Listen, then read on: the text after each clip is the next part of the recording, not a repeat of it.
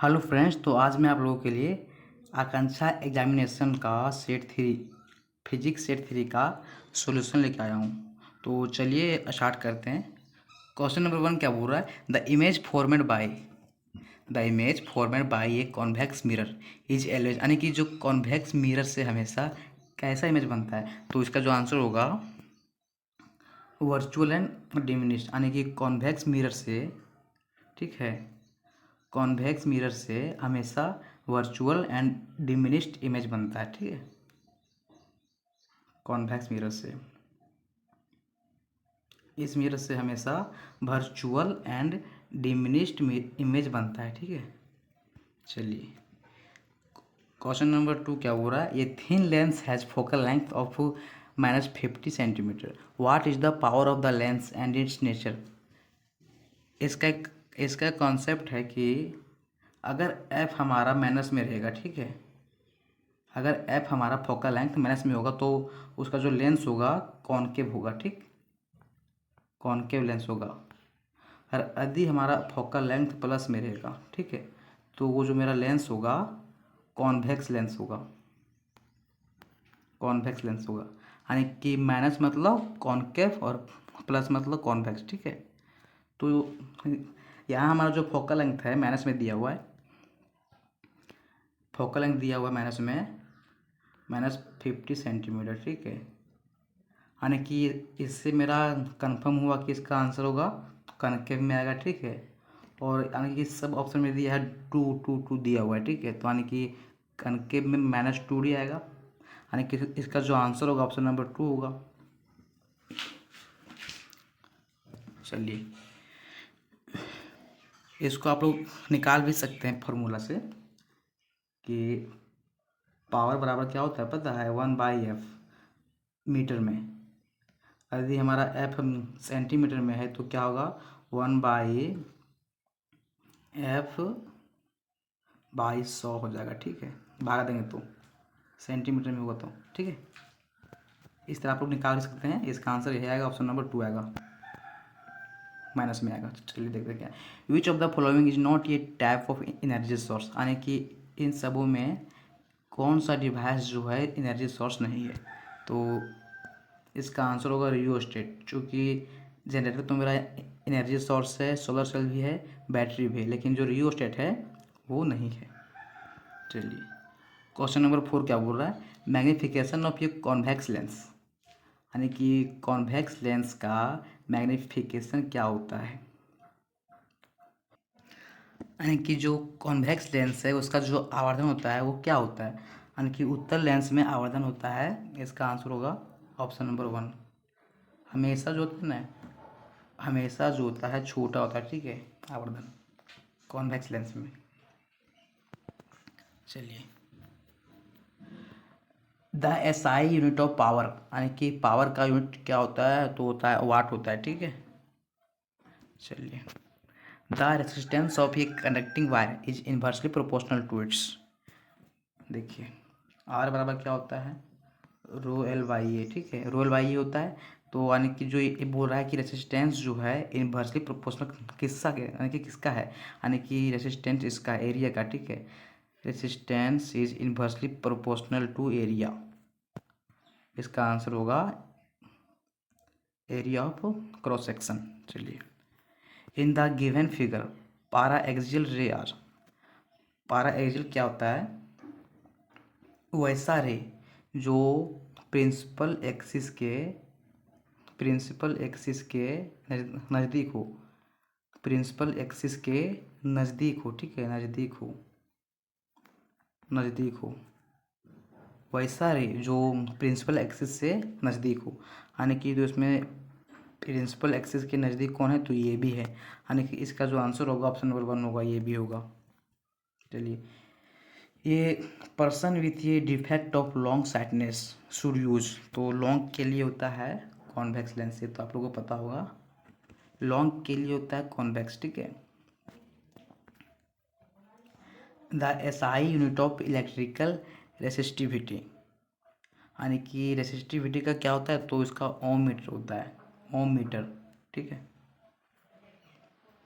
देखिए 10 नंबर क्या बोल रहा है कि in the incident ray if the incident ray of light passes the principal focus of a concave mirror as shown in the diagram, the reflected ray will, यानी कि ये जो पूछ रहा है कि अगर ये मेरा रे अगर पास कर रहा है तो ये ऐसे होगा, ठीक, प्रिंसिपल एक्सिस से, यानी कि इसका जो रे होगा प्रिंसिपल एक्सिस के पैरेलल होगा, ठीक। इसका जो आंसर हो जाएगा ऑप्शन होगा ऑप्शन नंबर थर्ड, ठीक है, पैरेलल टू एक्सिस। चलिए, inside water and air bubble behave salvage like, यानी कि वाटर में जो होता है बबल होता है हमेशा कॉनकेव लेंस दिखाता है, ठीक है, बिहेव करता है, यानी कि वाटर में जो बबल होता है हमेशा कॉनकेव लेंस के जैसा बिहेव करता है। ऑप्शन नंबर 1 होगा।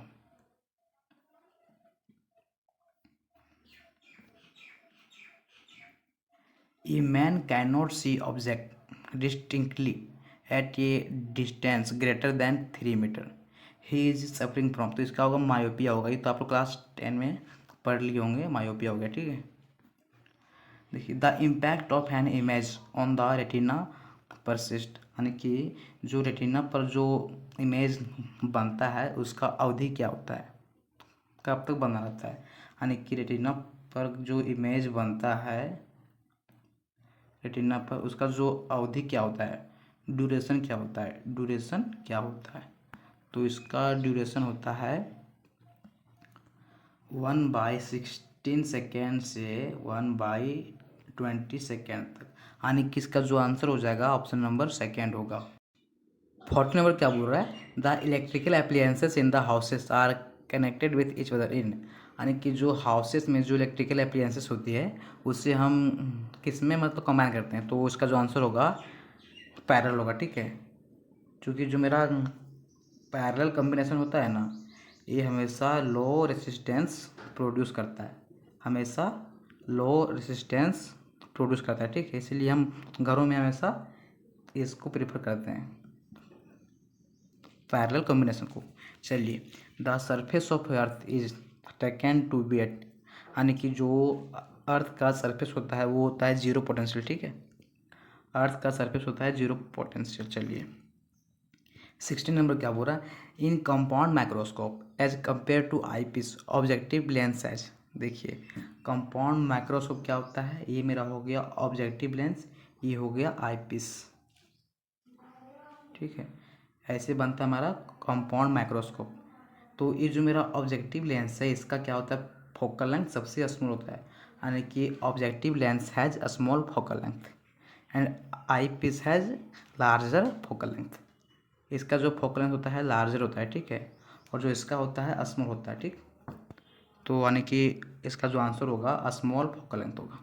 चलिए, the ratio of angle of incident sine I to angle of reflection sine R is, यानी देखिए साइन आई और साइन आर का रेशियो को हम क्या बोलते हैं, इसको बोलते हैं स्नेल्स लॉ बोलते हैं, ठीक है। जहाँ मेरा रेशियो आ गया वहाँ बोलते हैं हम स्नेल्स लॉ, और अगर मेरा आई इजकल टू आर रहेगा उसको बोलते हैं लॉ ऑफ रिफ्लेक्शन। तो यहाँ बोल रहा है कि साइन आई और साइन आर का रेशियो, तो ये हो गया मेरा स्नेल्स लॉ हो गया, यानी कि इसका जो मेरा आंसर होगा ऑप्शन नंबर 4 होगा, ठीक है, स्नेल्स लॉ।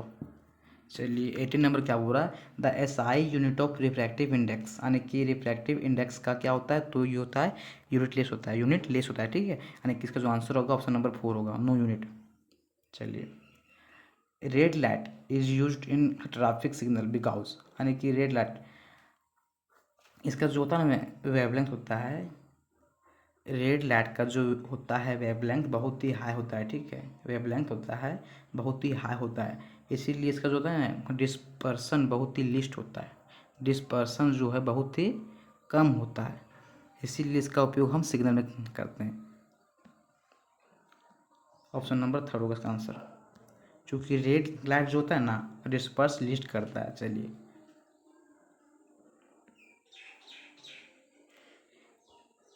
ट्वेंटी क्या बोल रहा है, इन ये सर्किट ये meter is always connected in parallel and voltmeter in series, ये तो मेरा रॉन्ग है, क्योंकि देखिए कभी भी ना सर्किट में